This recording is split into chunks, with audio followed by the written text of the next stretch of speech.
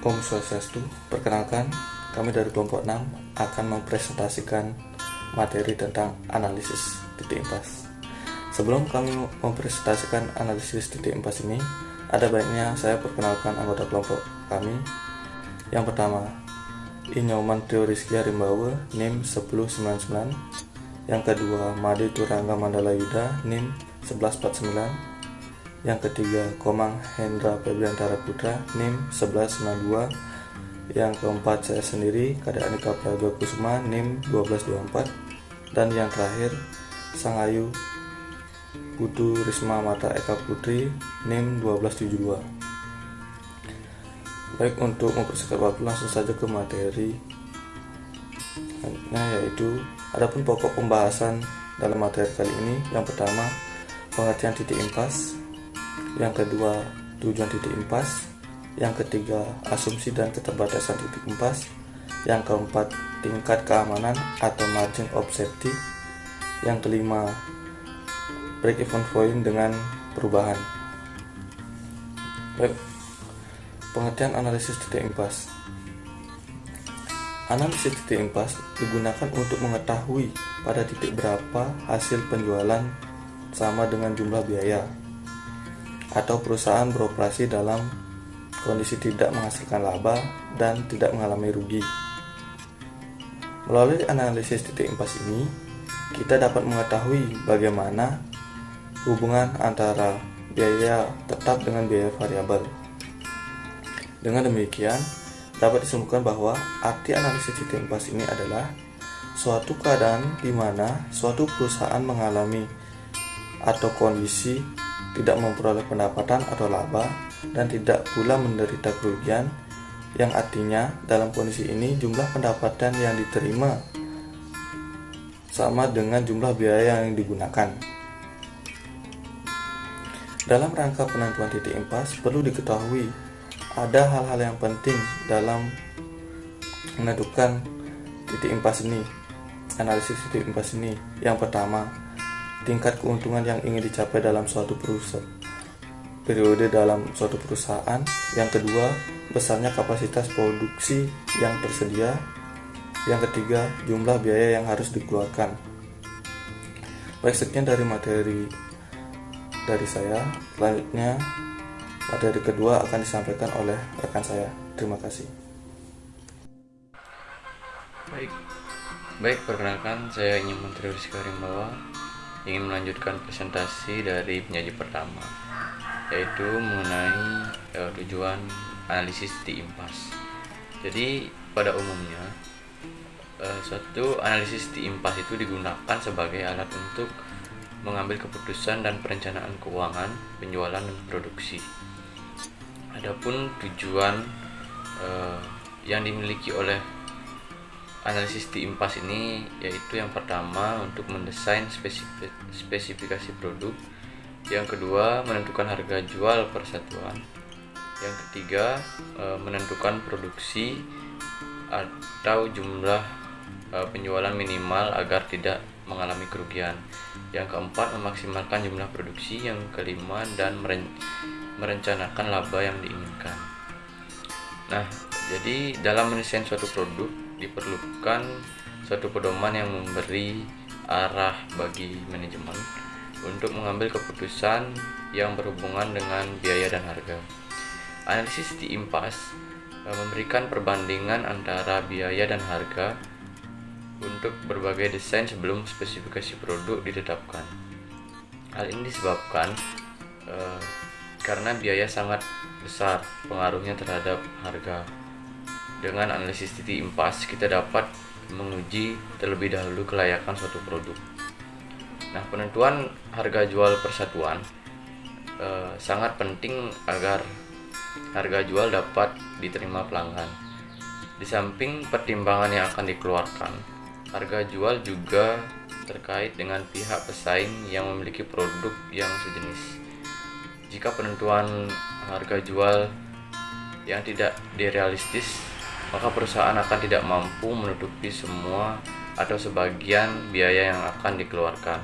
Nah, dengan demikian, jika melebihi harga jual dari pesaing dan tidak dapat mengimbangi Itu diimbangi dengan kualitas dan pelayanan, perusahaan juga tidak mampu memaksimalkan penjualan seperti yang telah ditentukan.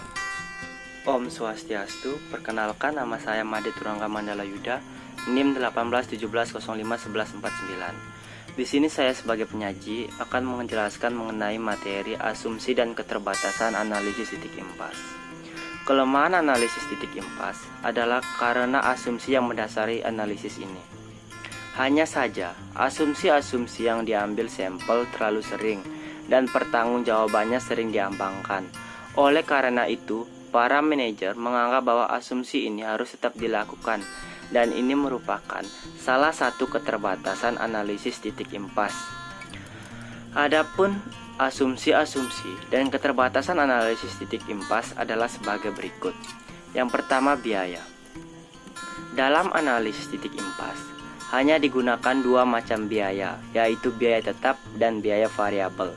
Oleh karena itu, kita harus menggunakan dulu komponen antara biaya tetap dan biaya variabel. Artinya, kita harus mengelompokkan biaya tetap di satu sisi dan mengelompokkan biaya variabel di sisi yang lain. Untuk memisahkan biaya ini, dapat dilakukan melalui dua pendekatan sebagai berikut.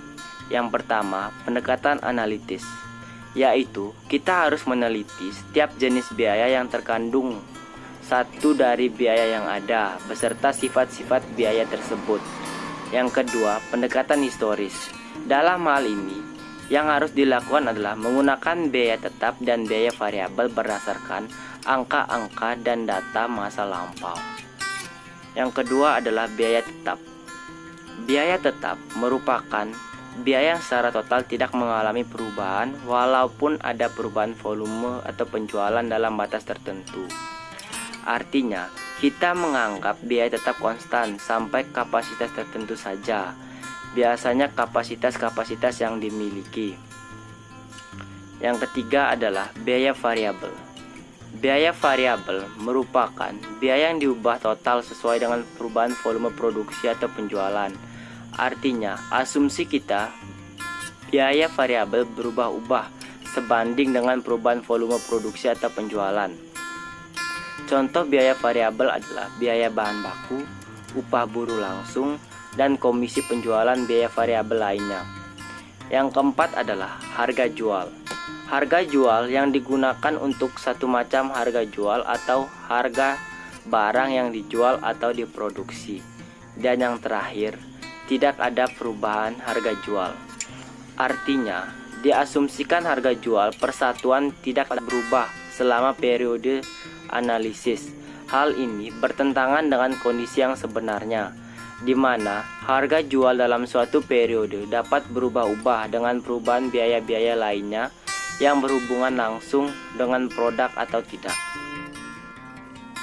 Om Swastiastu, perkenalkan nama saya Komahendra Fidianta Putra, NIM 1192. Di sini saya akan menjelaskan mengenai tingkat keamanan atau margin of safety. Tingkat keamanan atau margin of safety merupakan hubungan atau selisih antara penjualan tertentu sesuai anggaran dengan penjualan pada titik impas. Batas aman digunakan untuk mengetahui berapa besar penjualan yang dianggarkan untuk mengantisipasi penurunan penjualan agar tidak mengalami kerugian. Rumus yang digunakan untuk mencari tingkat keamanan atau margin of safety adalah sebagai berikut. Yang pertama, untuk penjualan yang direncanakan, yaitu rumusnya itu MOS sama dengan penjualan per budget dibagi penjualan per titik impas dikali 100%. Yang kedua, penjualan MOS, rumusnya yaitu MOS sama dengan penjualan per budget dikurang penjualan per titik impas dibagi penjualan per budget dikali 100%. Contoh penggunaan rumus MOS. Yang pertama, untuk penjualan yang direncanakan, misalnya untuk penjualan per budget yaitu 500 juta, untuk penjualan per titik impas yaitu 300 juta, dan dikali 100% maka didapatkan 1,67%. Yang kedua, penjualan MOS atau MOS, penjualan per budget, misalnya 500 juta dikurang 300 juta dibagi 500 juta dikali 100%, maka akan didapatkan 40%. Nah, ini berarti bahwa tingkat penjualan tidak boleh kurang atau turun 40% dari tingkat penjualan yang direncanakan atau 67% dari tingkat penjualan titik impas yang telah ditetapkan perusahaan. Sekian presentasi dari saya. Untuk materi selanjutnya akan dijelaskan oleh rekan saya. Baik, perkenalkan, nama saya Putri Risma Marta Eka Putri. Di sini saya sebagai penyaji kelima akan menjelaskan mengenai break even point atau BIP dengan perubahan. Dalam prakteknya, perubahan titik impas akan berubah-ubah seiring dengan terjadinya berbagai perubahan kondisi lingkungan ataupun kebijakan. Artinya, pihak manajemen harus selalu mengantisipasi apabila terjadi perubahan yang akan mengakibatkan terjadinya perubahan perolehan titik impas. Berikut ini adalah beberapa penyebab yang mengakibatkan terjadinya perubahan perolehan titik impas. Yang pertama, pengaruh perolehan harga jual per unit. Dari contoh kasus sebelumnya, jika terjadi kenaikan harga jual dari 5.000 menjadi 6.000 atau dengan kenaikan sebesar 20%, maka pengaruh kenaikan harga jual ini akan berdampak kepada BIP yang akan berubah menjadi lebih kecil, baik dalam rupiah maupun dalam unitnya. Yang kedua, pengaruh perubahan jumlah biaya tetap.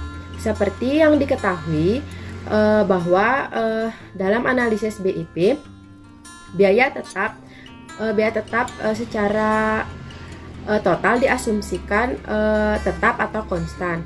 Jadi apabila perubahan biaya tetap, otomatis BIP-nya juga akan berubah. Dalam prakteknya, jika biaya tetap naik, maka BIP-nya akan naik. Begitu pula dengan sebaliknya, jika biaya tetap turun, maka BIP-nya akan turun. Perubahan biaya tetap diakibatkan karena adanya peningkatan aktivitas produksi atau kenaikan ataupun penurunan efisiensi. Yang ketiga, pengaruh perubahan jumlah biaya variabel. BIP akan juga ikut berubah apabila terjadi perubahan biaya variabel, baik terhadap peningkatan maupun penurunan biaya variabel. Yang keempat, pengaruh perubahan penjualan campuran.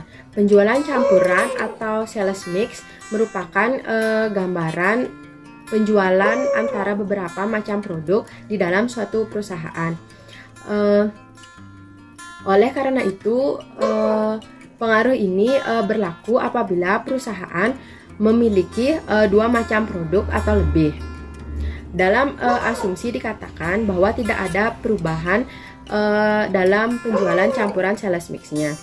Yang kelima, penentuan harga jual minimal. Suatu perusahaan pasti selalu menetapkan keuntungan yang diinginkan atau profit margin lebih dulu sebelum kegiatan dijalankan. Oleh karena itu, perlu ditetapkan penjualan minimal yang harus dicapai sehingga keuntungan telah ditargetkan dapat tercapai. Bila tidak, sulit untuk melihat berapa penjualan yang nantinya akan dicapai. Baik, sekian presentasi dari saya ucapkan terima kasih.